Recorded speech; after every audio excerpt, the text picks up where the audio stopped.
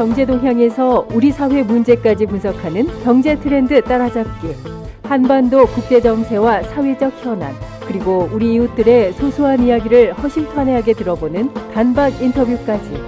함께하는 세상, 오늘은 좀 더 다른 시선으로 세상을 바라봅니다.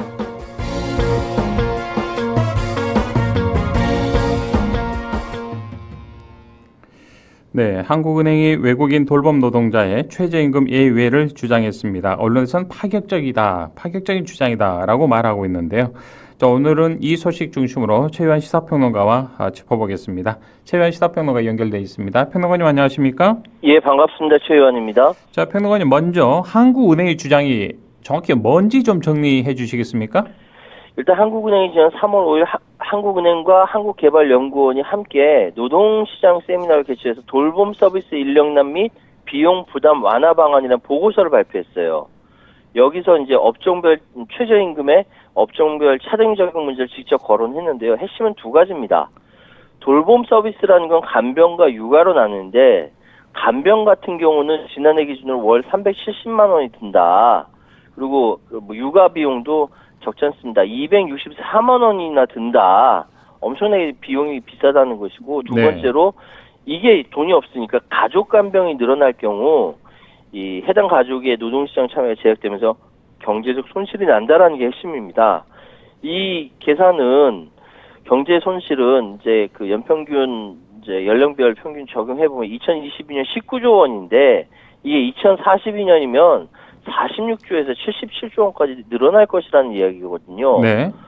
지금 이 부분 문제 해결하지 않으면은 굉장히 큰일 난다라는 얘기고요.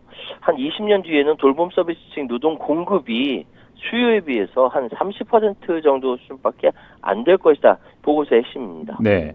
자, 이렇게 돌봄 노동의 비용이 많이 들기 때문에요. 한국은행이 외국인 돌봄 노동자 활용을 제한한 것이다라는 것이죠. 어떻습니까? 예, 그렇습니다. 두 가지 얘기했는데요. 첫 번째로는 개별 가구가 이 돌봄 외국인 노동자 직접 고용하거나, 아니면 두 번째로 정부 차원에서 이 돌봄 서비스 영역에 고용 허가제, 그러니까 내국인 고용이 어려워서 외국인 노동자에게 고용을 허가하는 것이죠. 이 고용 허가제를 도입하는 방식, 이 두 가지를 제한했습니다. 그러니까 국내 노동자만으로는, 돌봄 노동자만으로는 이제 이 수요가 거의 이제 공급이 거의 불가능하니까 임금 상승을 통해서 내국인 종사자 늘리는 것은 너무 어렵다. 그래서 외국인 직접 고용을 통해 비용 부담을 줄일 수 있다라고 한국은행은 보고 있는 것인데, 이게 뭐냐면 사적 계약 방식이라서 최저임금을 적용하지 않아도 된다는 것이죠. 네. 지금 실제로 홍콩이나 싱가포르, 대만, 오스트리아 등은 이를 적용 중이고요. 그래서 홍콩, 오스트리아 같은 경우는 그런 외국인 돌봄 노동자를 활용함으로써 내국인들은 경제에 참여하게 된다, 이런 얘기를 하고 있거든요. 그런데 내부에서도 진짜 홍콩이나 오스트리아에서 문제가 많아요. 그렇게 얘기를 하고 있는데, 어쨌든 지금 최저임금 차등 적용에 대해서 아직 사회적 합의가 마련되지 않았는데, 일단 정부는 오늘 6월 외국인 가사도우미 시범 서비스를 시행할 예정이라고 합니다. 네. 자, 그런데 평론가님, 아무래도 외국인이라 하더라도 최저임금에 차등을 둔다는 것 좀 다소 문제가 있지 않을까라는 생각도 듭니다. 그렇습니다. 사적 계약 방식이라서 예. 최저임금을 적용하지 않아도 된다, 비용 부담을 줄일 수 있다, 이 논리인데, 이것 때문에 인권단체들이 다 들고 일어났어요. 두 방식 다 모두 현재의 최저임금보다 더 낮은 임금을 제공하는 방식이기 때문에 특히 이주단체들이 굉장히 비판을 하고 있는데, 한마디로 인력난이 심각해서 이주노동자 도입을 논의할 수는 있지만, 이주노동자라고 해서 최저임금을 낮게 책정하자? 이건 국제노동기구 ILO 차별금지 협약의 위반이다. 국적이나 사회적 신분을 이유로 한 차별을 금지한 이 근로기준법 위반으로 헌법의 평등권도 위배된다, 이렇게 주장하고 있습니다. 그러면서 아니 어떻게 국가와 사회공동체가 이 부분에 대해서 공적으로 책임을 질 것인지 정책 대안을 만들어야지 이주 노동자에게 값싸게 전가하냐, 이렇게 비판을 하고 있죠. 맞는 소리죠. 네네. 자, 이뿐만 아니라 노동단체들과 정치권에서도 일제히 비판의 목소리를 내고 있네요. 한국노총과 민주노총의 핵심은 그겁니다. 그러니까 이게 외국인 돌봄 노동자라고 해서 이렇게 그 열악한 환경을 제공하게 되면 결국은 이 모든 것이 다 나중에 내국인 노동자의 노동 환경마저 악화시키는 악순환 고리를 만들게 될 것이다. 네. 라고 한국노총과 민주노총 모두 다 비판하고 있고요. 이자스민 녹색정의당 의원은 비인권적이고 시대착오적이다. 국내법과 국제협약 우회 꼼수를 제안하는 것이 대한민국 중앙은행의 역할이냐. 지금 정부의 복지정책의 일환이었던 돌봄 서비스를 저임금, 저품질, 싸구려 일자리로 전락시키겠다는 것과 다름없다. 굉장히 신랄하게 비판했습니다. 네. 자, 한편 오세훈 서울시장, 시장을 무시한 정책은 필패라는 글을 자신의 SNS에 올리면서 한국은행의 이번 발표에 환영의 뜻을 표했네요. 그러니까 오 시장은 자신이 2년 전부터 이 외국인 돌봄 노동자 도입을 주장했다라는 것이죠.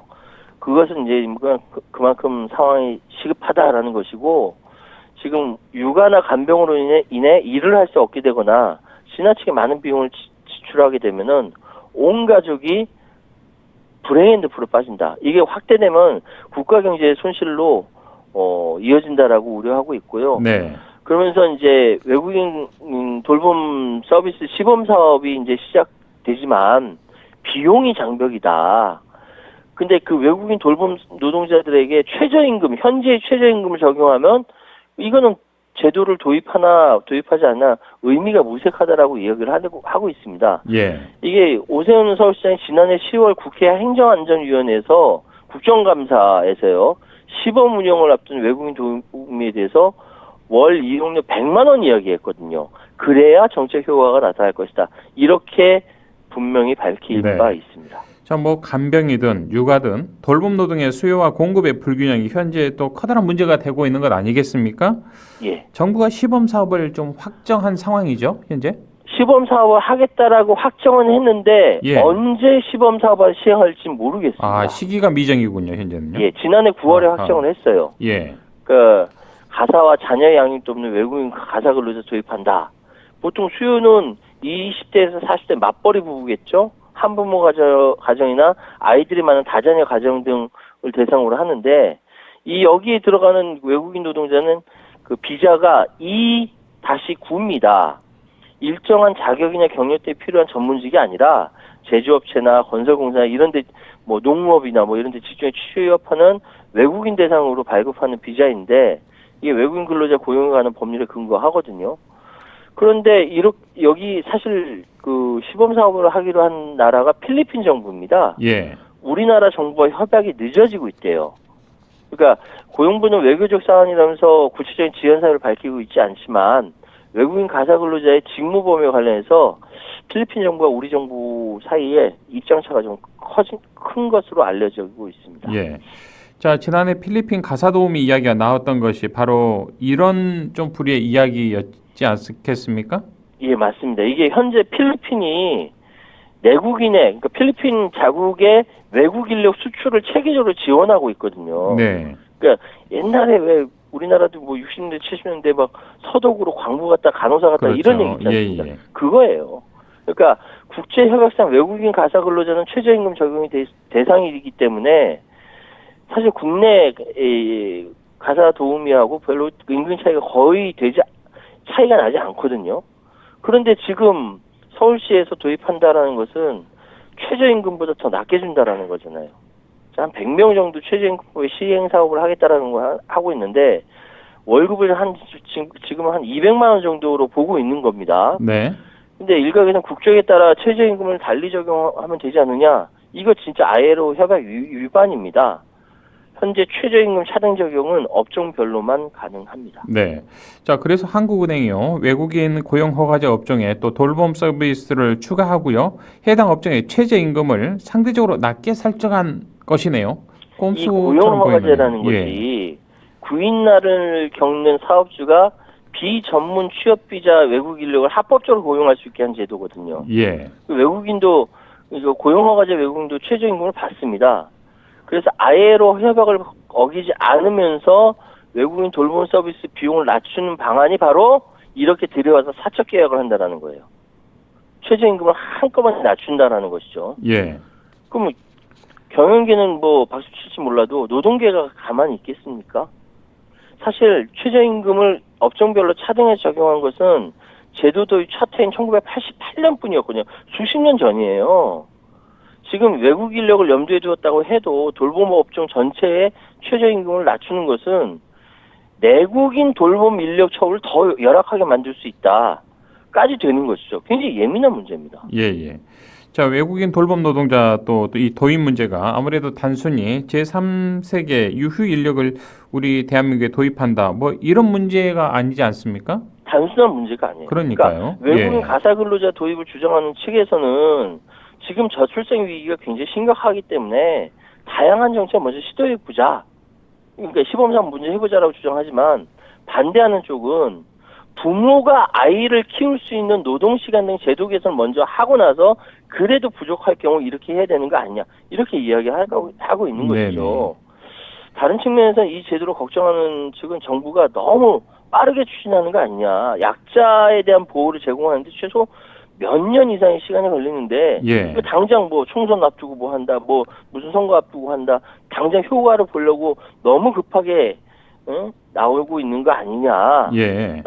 우려하고 걱정하고 있는 것이죠. 마치 이번 의대 정원 증원과도 또 흡사한 좀 비슷한 것 같습니다. 의대 정원도 늘려야 한다는데 국민들이 공감합니다만 이렇게 많이 급진적으로 하는 것은 좀 더 아니지 않느냐 뭐 이런 뭐 여러 가지 또 설도 있습니다만 예. 자 끝으로 우리 최유한 평론가님께서도 자녀들이 셋이 있는 것으로 알고 있는데 여러 가지 좀 생각이 드셨겠습니다. 이런 저 상황들 어렸을 보시면서요. 때 저희 부모님에게 너무너무 죄송했어요. 네. 맞벌이다 보니까 아이 셋을 어디다 이렇게 할기가 어려웠고요. 예. 그래서 지금 이 얘기 나오는 거는 양쪽 다 이게 다 알겠는데 저는 이제 아이들이 다 커도 괜찮지만 지금 당장 아이들 맡게 된 부모들은 속이 탑니다. 정치인들이 이 문제를 정치적인 이슈로 활용하지 않았으면 좋겠고 국민들에게 봉사한다는 차원에서 접근했으면 좋겠습니다. 네, 알겠습니다. 오늘 말씀 여기까지 듣지요. 고맙습니다. 예, 감사합니다. 지금까지 최요한 시사평론가와 함께 했습니다.